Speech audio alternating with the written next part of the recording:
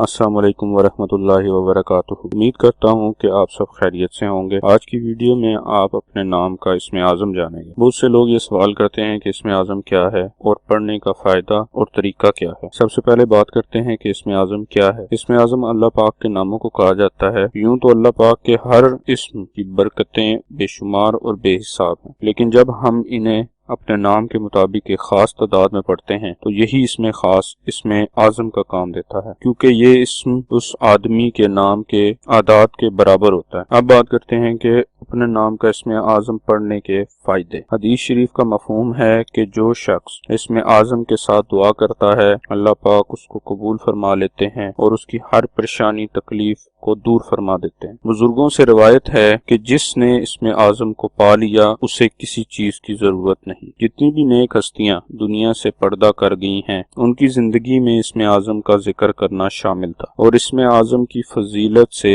اللہ پاک نے ان کے درجات بلند کیے اور انہیں دنیا اور آخرت میں خاص مقام عطا کیا۔ بزرگوں کے تجربات اور علم کی روح سے جب انسان اپنے نام کے اعداد سے اسم اعظم معلوم کر کے تلاوت کرتا ہے اور دعا مانگتا ہے تو اس کی دعا بہت جلد قبول ہوتی ہے۔ آج کا اسم اعظم کاشف نام کا ہے۔ کاشف نام کے اعداد 401 ہیں۔ 401 کے برابر اعداد والے اللہ پاک کے مبارک نام یا سلامو یا کریمو ہیں، جو کاشف نام کے لیے اسم اعظم ہے۔ اسم اعظم کو پڑھنے کی تعداد اپنی نام کی تعداد کا 2 گنا ہے، یعنی کاشف نام کا اسم اعظم 802 مرتبہ پڑھنا ہے۔ اسم اعظم یا کسی بھی وظیفے کو پڑھنے کے بعد اللہ تعالیٰ کے حضور دعا ضرور کیا کریں۔